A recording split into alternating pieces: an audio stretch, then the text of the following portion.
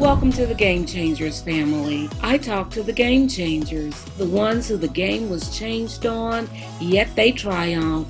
It's Game Changers with me, Lisa Faulkner. I'm your host. Hello, everybody, and thanks for joining us for another Game Changers with Lisa Faulkner. I am so excited you joined us today, and you will be too. You know, everyone needs a great leader, and I have one on tap for you today. You are going to be so excited you joined us today. You know, we are in a world that sometimes seems out of answers, seems to be developing their own answers, seems to be without absolute truths anymore. But principle seems to be lost, but there is a man on tap who is clear on direction, who is clear on answers, who has led many.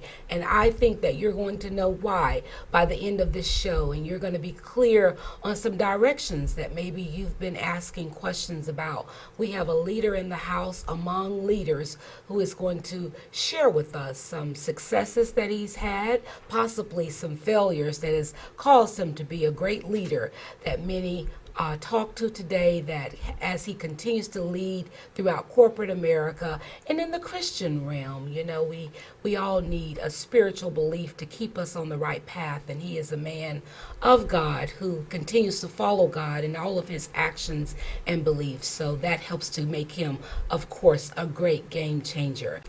Well, guys, so now that you are ready, I know you're chomping at the bit now that I've given you all of that great info, but I want to tell you to stay connected with me as you always do. So remember to connect with me on social media.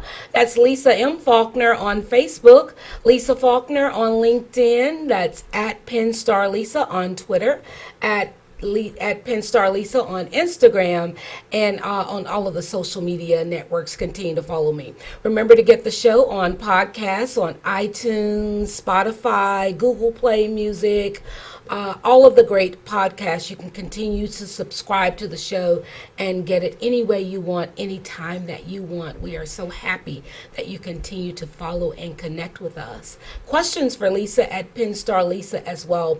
We have a question later in the show in the second segment that I am going to wait and have our dynamic guests to answer along with me. So just keep it locked, and we will answer it in our second segment. But now I want to dive right in with our guest today. So let me tell you a little bit about him. Our great guest today. Our guest today is a nationally recognized Fortune 500 business leader and adjunct professor, speaker, and ministry founder with nearly 30 years of exceptional performance in both business and ministry. He has a profound approach to developing successful leaders. He is a passionate advocate for Christ and has found the distinct ability to balance faith in high-profile corporate settings. Imagine that.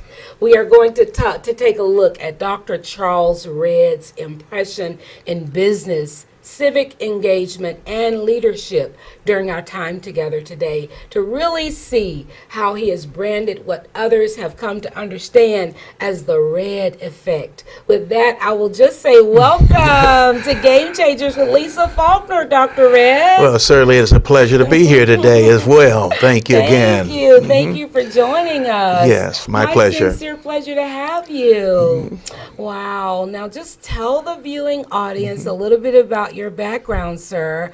You are, of course, let's start with your corporate background. That is still esteemed. You're still a corporate leader. I think you're with the Hershey's Corporation. Tell the viewing audience a little bit about your corporate background. Well, upon graduating from undergrad from Detroit, Michigan, attended school at Western Michigan University in Kalamazoo, Michigan, I decided at that point that I would enter into the field of corporate America, having thought originally that I would be a school teacher, teaching at the high school level. But at that time, there wasn't a need for teachers, and so I went in the field of business administration and in communication. And my first job with corporate America was with a what we call CPG company. That would be a consumer products good industry, where I've always been around great tasting food and snacks. and had the opportunity to serve well in these various opportunities in Fortune 500 companies, being a part of the management team as well as training and development. And then on the side, having some opportunities to go back and reach some of the students at the junior college level and university level to teach subjects like introduction to salesmanship and to marketing. All of those kind of things was just a great joy. So it's been a great ride, some over 30 years of experience in interfacing with leaders and future leaders and being a part of something special. Excellent. Now, what's the real niche inside of the branding, or what's your role in leadership? First, let's start there inside of a corporation like Hershey's or those 500 Fortune 500 companies like Hershey's. What kind of role in leadership do you Yes. play? Well, you know, the introductory position into the area of corporate America and particularly into retail sales, you have to get down in the trenches there and work at store level and what we call today as a retail sales representative.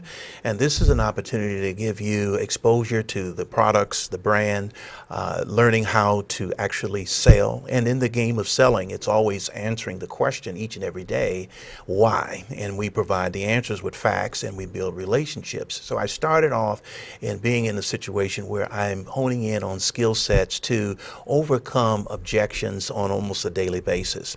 And so once you have had about 1,500 or 2,000 sales opportunities where you're interfacing with key decision makers, you begin to expand your experience and your role, in which I did, and I entered into management. So now we're going to take the success that I was able to do as an individual and begin to pour that information into others to make them better. And so I've been in the management role for several years where you're building a team, and at the end of the day, it really is all about sales and doing it in a way that you're increasing sales and you're being profitable about it and that you're growing market share. So this has been what I've done in my career, and that is drive for the results, because as one of our founders have said, nothing happens until somebody sells something.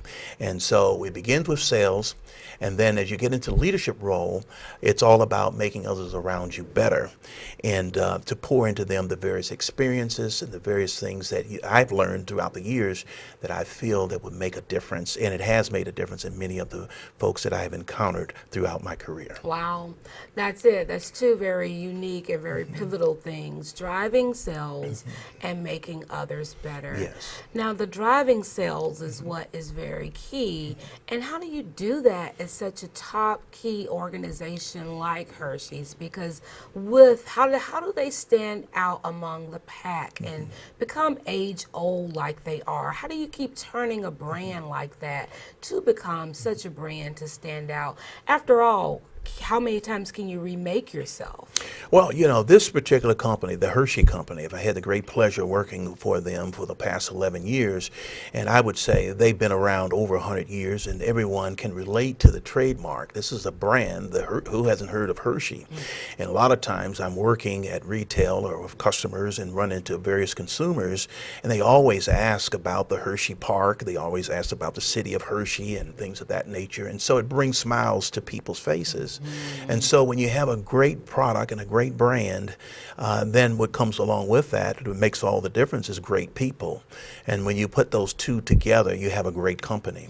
And so in my experiences in becoming a sales expert or helping others to become a sales expert, we have the brand, we have the company. Now it becomes of learning the facts about why we have great products and what do they do and how do they appeal, and giving them the consumer insights along with the facts in terms of what is winning and what is going to be the best seller for that particular customer that's going to give them the biggest results that they are looking for.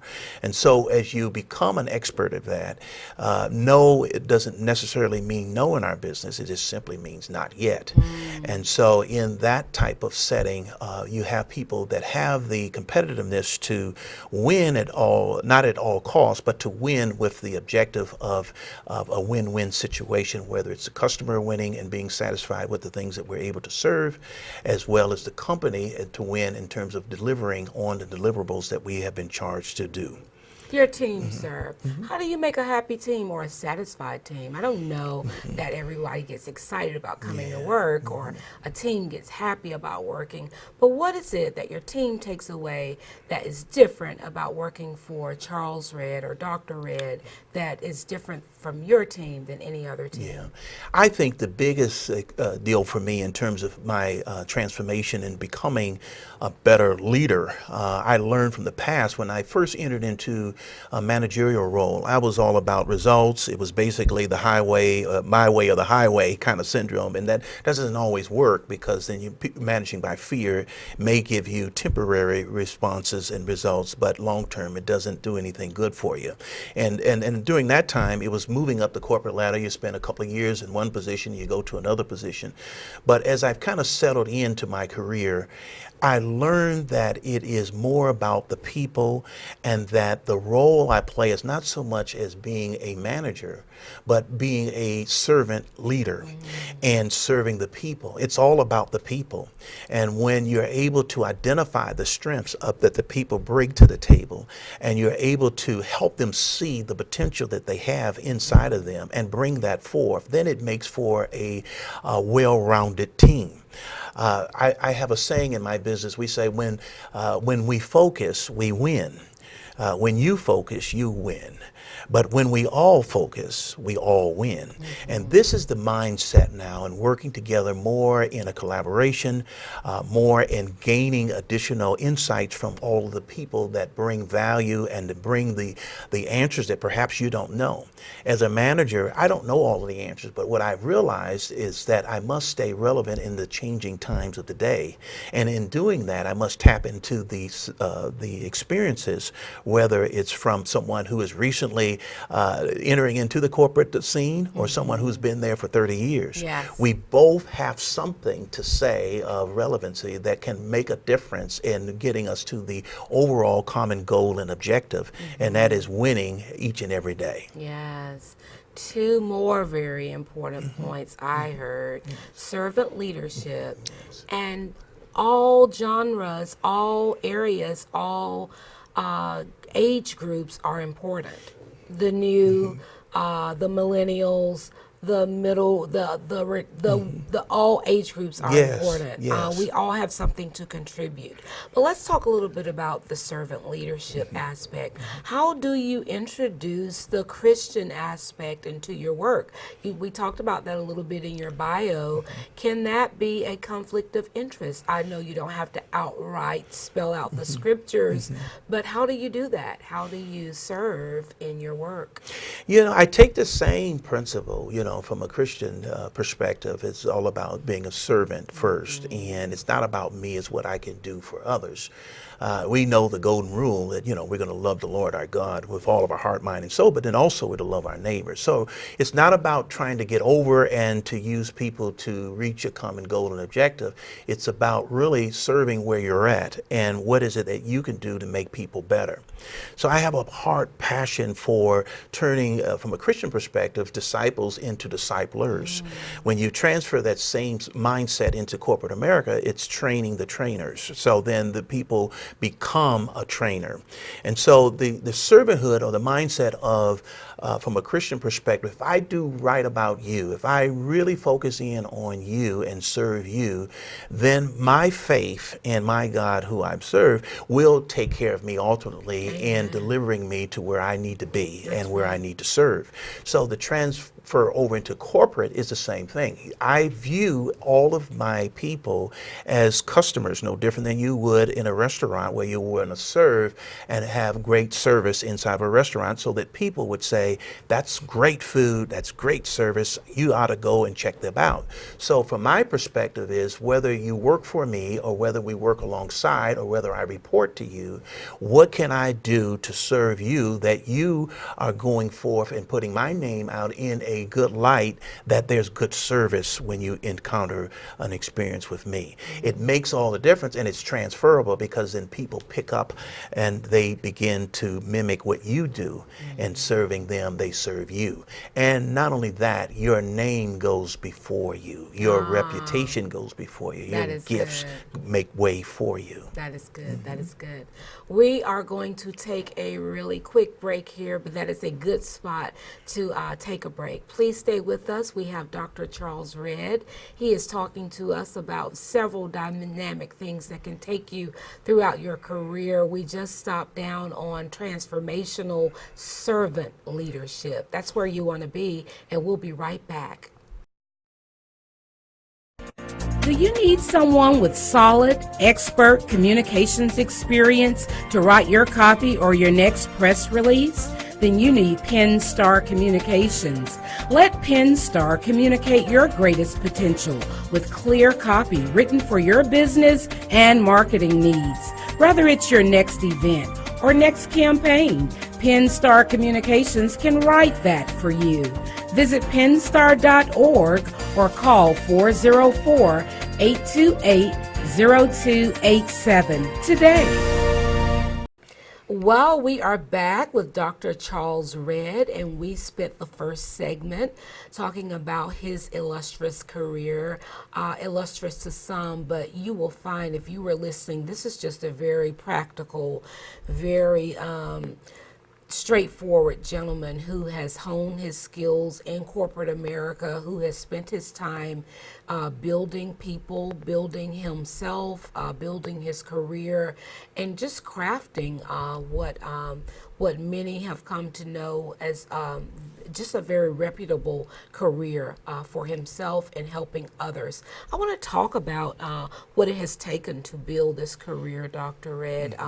It appears to me it has taken education, of course, and a lot of time on training in corporate America, but it also appears to me that we are in an era now in America. I was thinking era in America, where there are just a lot of entrepreneurs. You can even get degrees now in entrepreneurship, and that's great. I think entrepreneurs are blossoming. You can learn so much online now. You have so many degrees. You have a Bachelor of Science in Communications and Business Administration. You have a Master's in Religious Studies. You have a Master's in Management and Supervision, a doctorate in Ministry and Transformational Leadership, and then, of course, you went through the ranks. Talk to us about why education and the traditional path through education and corporate training may be important versus just straight into entrepreneurship. How do you see those two balancing out, or how can we marry those two? You know, education was instilled in my family from the beginning. I was the youngest of four, and so I had three sisters ahead of me, and they were smarter than me, and my family was quite concerned whether or not I would make it through school, but they encouraged me, and they excelled. So when one would graduate, and it was mandated for me, I was going to graduate from college, and then they went to grad school, and they went on to earn their doctorate. So all of my siblings have doctorate degrees. So that was instilled upon us early.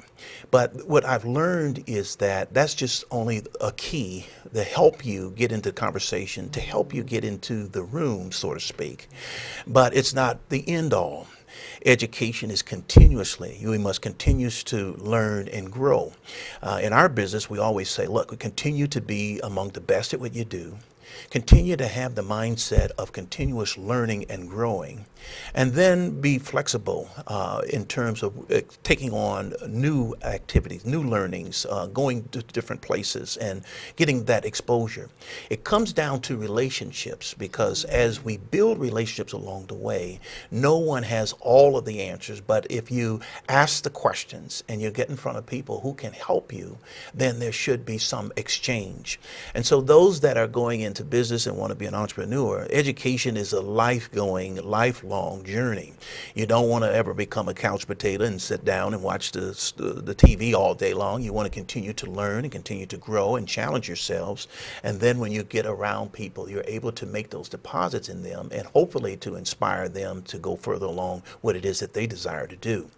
Everything and every situation, there's a price to be paid. You know, you look at the athletes today, you look at the entertainers today, they put in the work. And you look around the arenas, you see people wearing their jerseys, and people are excited to follow those various people. And that's a good thing, that's great. But each and every one of us has something too. We're put on this earth with a purpose. We're put on this earth to make a contribution and to leave a legacy here. And in able to do that, we must identify what it is that we are good at and put the time in. It kind of reminds me of looking out the window and seeing all the kids play while I'm inside doing the homework. And at the end of the day, you're glad that you did the homework because it would allow you to be where you are today. Yes. And so I would encourage those that are listening, those that are aspiring to be great, is to take that which you know that you're good at and to spend the time in it. What did we see? Tiger Woods at 5 years old, learning to play golf and playing it each and every day, had a great mentor and became one of the best golfers ever in history. And so you too, all of us, we have something that we can offer. And if we give it the time, it will make all the difference, whether you're working in corporate America or whether you're working for yourself. But you're still going to need that same drive, and you're still going to need to pay the bills and deliver.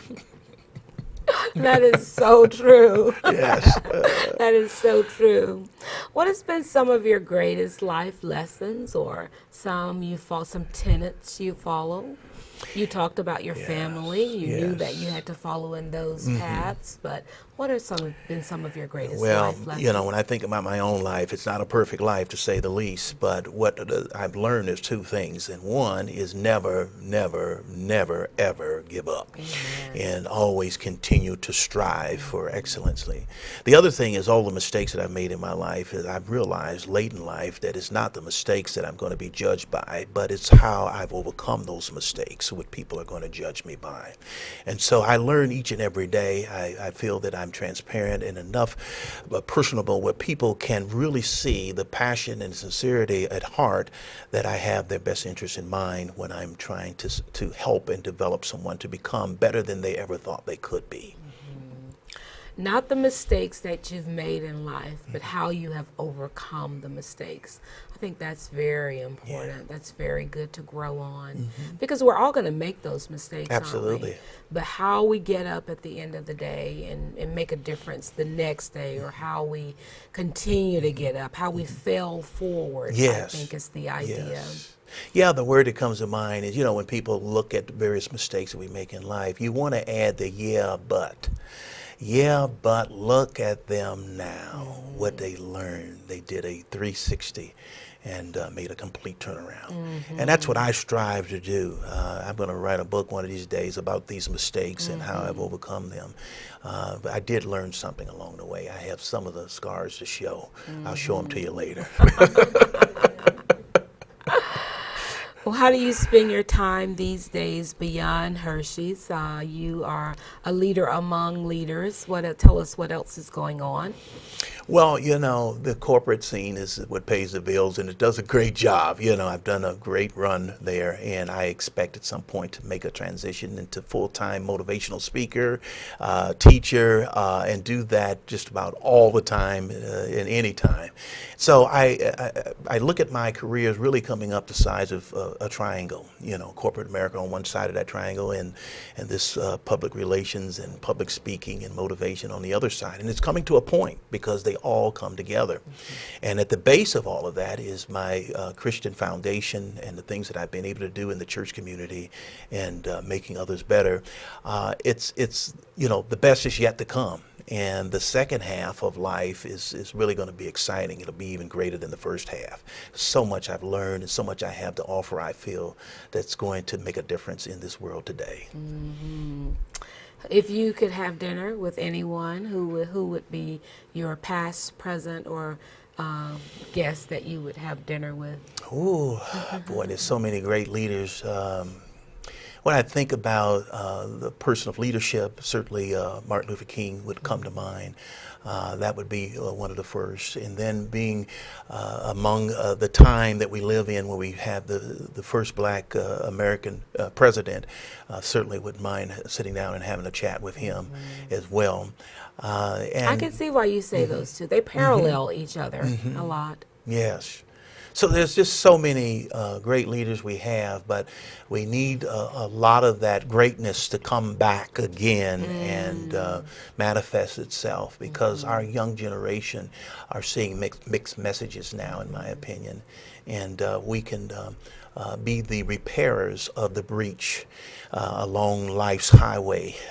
Those potholes, we can fill them and help make it smoother for those that come behind us. But right now there's so many mixed messages that we can bring some positiveness and some hope and continue to serve where we're at. Be the best that I can be where I'm at. Yes, I love that it'll message. make a difference. I said that Obama and Martin Luther King Jr. parallel each other a lot, and I believe that maybe President Obama could have made some of the same strides as Martin Luther King Jr. did if there were more champions of support on the local level as Martin Luther King had during his time. But talk a little bit more about those mixed messages that you believe our youth are receiving. What do you mean exactly by that? Yeah, that's a good question. And it comes back to the word character. And I remember an older lady told me, character, and the actor that we are. And it begins in the heart. So there's a heart change, and the heart is a very central of our personality and who we really are. And so the things that we knew and that were taught to us, we see that some of that has gone out of the window. You know, you wouldn't think about lying when you were a kid. You paid a price. You wouldn't think about stealing.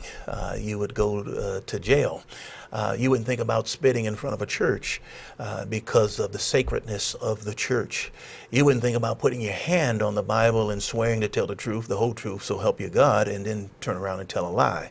So we're seeing these messages of things that we've learned in our generation, the baby boomers and perhaps other generations that come along, but we have an opportunity to go back to some of the key principles in treating people as we would want to be treated.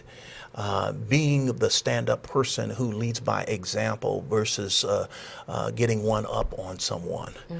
So it's so important that we begin with the heart, we begin with character, we begin with actions, and we also got to be at a time like this, be transparent, because we're scrutinized so heavily and with everything, everybody knows everything about everybody. So really the facade must come down and we must be who we are, but in great good taste as well.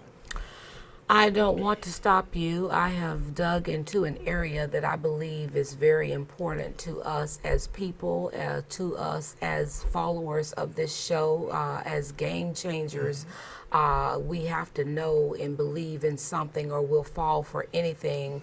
We're going to close this show, but we're going to come back with Dr. Charles Redd on the next show just to kind of dig in a little bit deeper on the great principles and tenets of belief that this man carries with him. So please stay with us and tune in for the next show for part 2 with Dr. Charles Redd. Until then, do your very best.